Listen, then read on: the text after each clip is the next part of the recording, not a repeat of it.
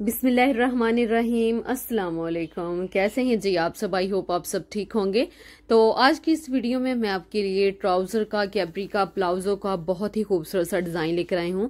इस डिजाइन को आप चाहें तो अपनी स्लीव्स पर भी बना सकती हैं, अपने ट्राउजर पर और अपने दामन पर भी बनाएंगी तो बहुत अच्छा लगेगा। तो ट्राउजर की जो सेंटर वाली सिलाई होती है वो हमने लगा ली है। मैंने जो मेजरमेंट रखी है वो 16 इंचेस रखी है। तो अगर आप थोड़ा सा खुला बनाना चाहें तब भी आप बना सकती हैं। और याद रहे कि जब आपने ट्राउजर की कटिंग करनी है तो 4 इंच आपने ट्राउजर को कम रखना है।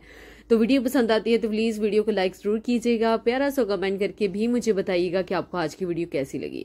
तो सबसे पहले बुकरम लिया है जी 2 इंच का, और इसके ऊपर जो हमने पैटर्न को ड्रा करना है तो 2.2 इंचेस का हमने एक लिड ले लिया है। तो इस तरह से हाफ सर्कल हम ड्रा करते जाएंगे। कटवर्क जैसे हम बनाते हैं तो इस तरह से हमने हाफ कटवर्क जो है वो बनाते जाना है। तो ये शेप हमारे पास आ जाएगी। तो इस शेप को हमने क्या करना है कि इसी को फॉलो करते हुए हमने कट कर लेना है। कॉर्नर जहां पर दो आपस में जॉइंट हो रहे हैं तो वहां पर आप डीप कॉर्नर्स इसके लाजमी बनाइएगा, क्योंकि अगर डीप नहीं होंगे, कम होंगे तो वो अच्छे नहीं लगेगी। पैटर्न को फॉलो करते हुए सारा हमने इस तरह से कटिंग जो है वो कर लेनी है। तो मैं दोनों ट्राउजर्स जो हैं उनका design at the same time ही बना रही हूँ, एक ही वक्त में बना रही हूँ। तो वीडियो में मैं आपको जस्ट एक पांचा दिखाऊंगी, लेकिन मैं दोनों ही एक साथ ही बना रही थी, इसलिए मैंने दोनों इकट्ठे ही कट कर लिए। अब ट्राउजर की बैक साइड पर रखते हुए मैंने इसको अच्छे से आयरन कर लिया। ये देखिए इस तरह से। नीचे वाली साइड भी आपने चेक करते जाना है कि वहां पर कोई सिलवटें वगैरह नहीं आनी चाहिए जब आप इसको प्रेस करें। तो 3.5 इंचेस का एक्स्ट्रा फैब्रिक लिया, उसको नीचे रखा और सबसे पहले तो ये इस तरह से सिलाई लगा लेंगे। ये टोटली ऑप्शनल है बिगनर्स के लिए, अगर उनसे सिलाई जो है वो वैसे हैंडल नहीं होती। तो उसके बाद फिर हमने इस तरह से कटवर्क्स के बिल्कुल साथ साथ जो है वो सिलाई लगाते जाना है। इस बात का आपने ख्याल लाजमी रखना है कि जो सिलाई है ना वो आपकी बुकरम के ऊपर नहीं जानी चाहिए। अगर थोड़ी सी भी सिलाई बुकरम के ऊपर जाती है तो वो फिर बिल्कुल भी सफाई नहीं आएगी आपके काम में। तो इस तरह से आपने एक्स्ट्रा फैब्रिक जितना भी है वो सारा कट कर देना है, कट करके आपने निकाल देना है। और डीप कट्स आपने लाजमी देने हैं। डीप कट्स के बगैर आपके काम में सफाई बिल्कुल भी नहीं आएगी। अगर आप डीप कट्स नहीं लगाएंगी तो फिर वो आपके जो फैब्रिक है उसमें खिंचाव होगा और उसमें नफासत बिल्कुल भी नहीं होगी। तो इस तरह से हमने हल्के हल्के से डीप कट्स जो है वो लाजमी देने हैं और इस तरह से इसको फोल्ड जो है वो करते जाना है। अभी भी आप देख सकते हैं कि कितना खिंचाव है। उसके बावजूद हमने क्या करना है कि 2 फिंगर्स इस तरह से रख कर दूसरे हाथ से ना इसको पकड़ के खींचेंगे तो ये बिल्कुल सेटल हो जाता है। और इस तरह से फोल्ड करेंगे, आयरन करके इसको अच्छे से तुरपाई कर लेंगे। अब अगला इसका हमने पार्ट लिया है और यहाँ पर मैंने ऑर्गेन्जा फैब्रिक लिया है। ऑर्गेन्जा फैब्रिक मैंने यहाँ पर 5 इंचेस लिया है। 4 इंच तो हमने वैसे ही अपना जो ट्राउजर है उसको कम रखा था, तो 5 इंच मैंने इसलिए लिया है कि सिलाई वगैरह के लिए। अब ये पेपर एक लिया है।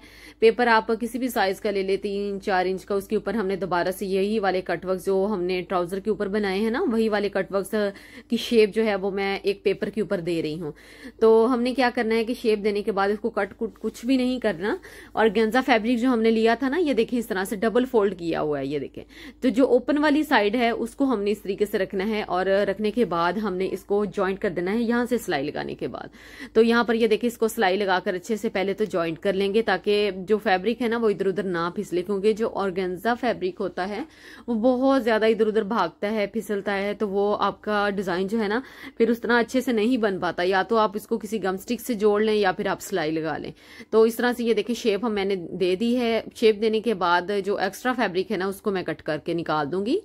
एक्स्ट्रा फैब्रिक भी कट करना है और हमने डीप कट्स दोबारा से लगाने हैं लाजमी। अच्छा, एक और चीज यहाँ पर जब कटिंग करें ना तो आपने बहुत कम फैब्रिक नहीं छोड़ना, आपने थोड़ा सा ज्यादा ही छोड़ना है, क्योंकि ऑर्गेन्जा फैब्रिक जो होता है ना, जो जब आप पेपर मूव करेंगी तो वो फिर उसकी मदद से कपड़े में भी थोड़ा सा खिंचाव पड़ता है। तो ये ना हो कि धागे जो है वो निकल जाए और आपकी सिलाई जो है वो निकल जाए। तो थोड़ा सा इस बात का ख्याल रखिएगा।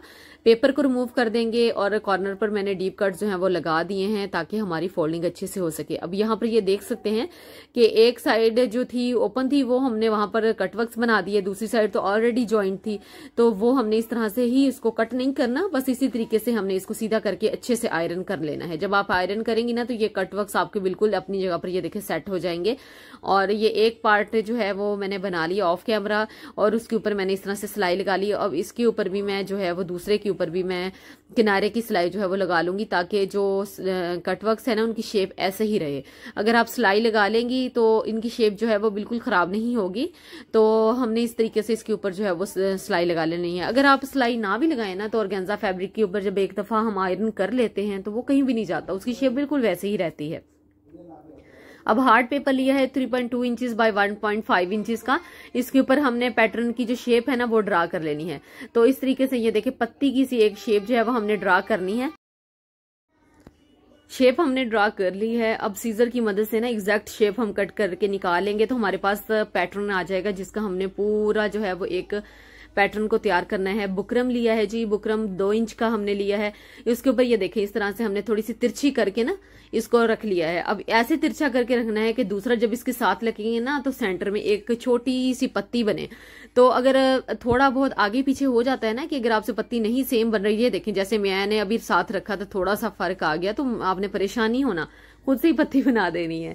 तो कोई बात नहीं, इसकी जो शेप है ना वो सेम ही आएगी। अगर थोड़ा बहुत फर्क जो है वो रह जाता है तो आपने इस बात से बिल्कुल भी नहीं घबराना, इस बात से बिल्कुल परेशान नहीं होना।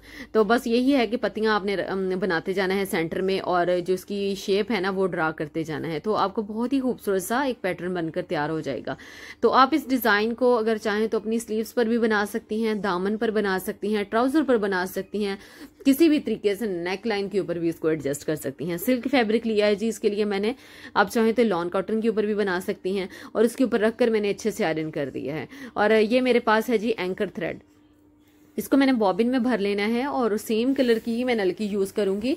तो बॉबिन में भरने के बाद ये देखिए ऊपर सेम कलर की नलकी लगाई है। बस हमने जैसे सादा सिलाइयां हम लगाते हैं ना, बिल्कुल वैसे ही हमने इसकी सिलाइयां जो है वो लगाते जाना है। ये देखिए इस तरह से छोटी पत्ती की तरफ जाएंगे और दोबारा से यहाँ पर जाकर दोबारा छोटी पत्ती की तरफ जाएंगे और वहां से वापसी यहाँ तक लेके जाएंगे। अगर आप सेम तरीके को फॉलो करेंगी ना तो आपको सेम ही रिजल्ट मिलेंगे। अच्छा, मेरे वाला जो एंकर थ्रेड था ना वो थोड़ा सा बारीक वाला था। आप अगर मोटे वाला जो है थ्रेड है वो लेती है ना तो फिर आपको डबल स्टिच करने की जरूरत नहीं है, क्योंकि मेरे वाला जो एंकर थ्रेड था वो थोड़ा सा बारीक वाला था। तो इस वजह से मैंने फिर पहले एक दफा सिलाई लगाई तो उसके बाद फिर मैंने इसको डबल स्टिच किया था, ताकि मुझे थोड़ी सी ना उसकी प्रोमिनेंट आउटलाइन मिले, तो वो ज्यादा अच्छी लगनी थी। अब ये देखिए यहाँ पर दोबारा से जो मैं आपको दिखा रही हूँ कि एक साइड जो है उस पर मैंने डबल स्टिच किया हुआ है। ये जो नीचे वाली साइड है यहाँ पर डबल स्टिच हुआ है तो कितना प्रोमिनेंट है, और ये वाली जो साइड है ये हमने सिंगल ही इसके ऊपर स्टिच किया था। अब दोबारा से मैं आपको दिखा रही हूँ, बिल्कुल सिलाई के ऊपर आपकी सिलाई जो है वो आनी चाहिए, ताकि आपको आपके डिजाइन में बहुत ज्यादा नफासत मिले, आपका डिजाइन जो है वो खूबसूरत तैयार हो। तो इस वजह से मैंने यहाँ पर डबल स्टिचेस को किया है। तो जब तक मैं स्टिच कर रही हूँ तब तक आप सबसे रिक्वेस्ट है कि अगर आपको मेरी डिजाइनिंग पसंद आ रही है, आपको मेरा डिजाइन पसंद आ रहा है, तो प्लीज मेरी वीडियो को लाइक जरूर कीजिएगा। प्यारा सा कमेंट करके भी मुझे बताइएगा कि आपको आज की वीडियो और मेरा आज का डिजाइन कैसा लगा।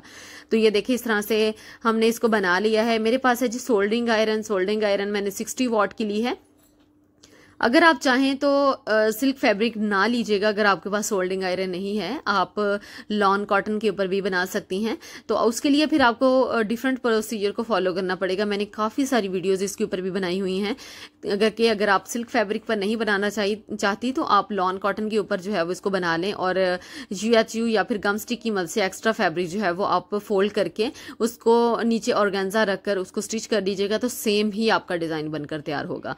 तो ये देखिए इस तरह से सोल्डरिंग आयरन की मदद से मैं इसको तैयार कर रही हूँ, और इस तरह से हमने इसको कटवर्क देते जाना है। जहां से आपका जो बुकरम है अगर वो नीट नहीं हो रहा तो आपने उसको खुद बाद में नीट कर लेना है।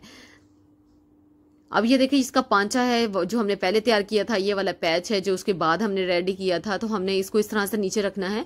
जितना आपने बाहर निकालना हो, 4 इंच का हमने डिजाइन जो है वो बनाना था ना, तो 4 इंच पर रखते हुए हमने पिन अप कर लिया।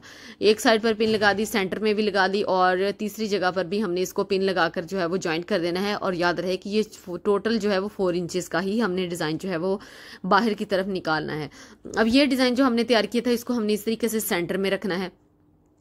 ये देखिए इस तरीके से ये सेंटर में आएगा, और हमने इसको पहले तो ये देखें उल्टी साइड से हमने इसको स्टिच करना स्टार्ट करना है। उल्टी साइड से स्टिच करने का मकसद सिर्फ यही है कि हमने एंकर की सिलाइयां जो है वो लगानी है। एंकर की सिलाइयां भी हमने डबल स्टिच करके ही लगानी है, ताकि हमें एक प्रोमिनेंट जो है वो आउटलाइन मिले।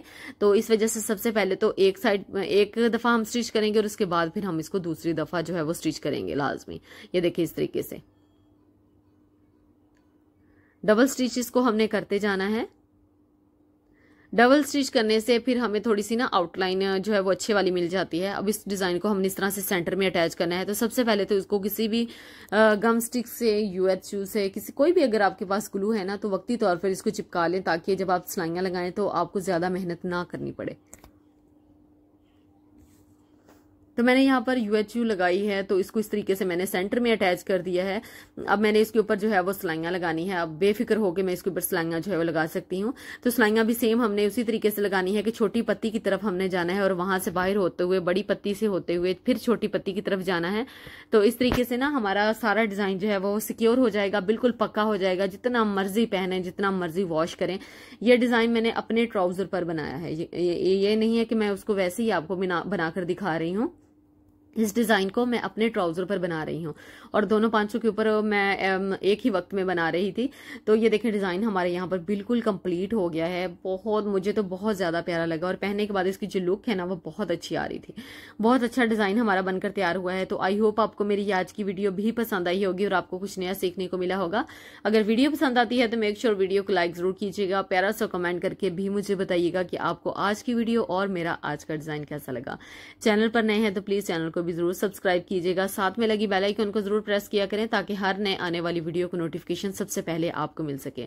इंस्टाग्राम पर अगर आपने मुझे फॉलो नहीं किया तो प्लीज इंस्टाग्राम पर भी मुझे जरूर फॉलो कीजिएगा।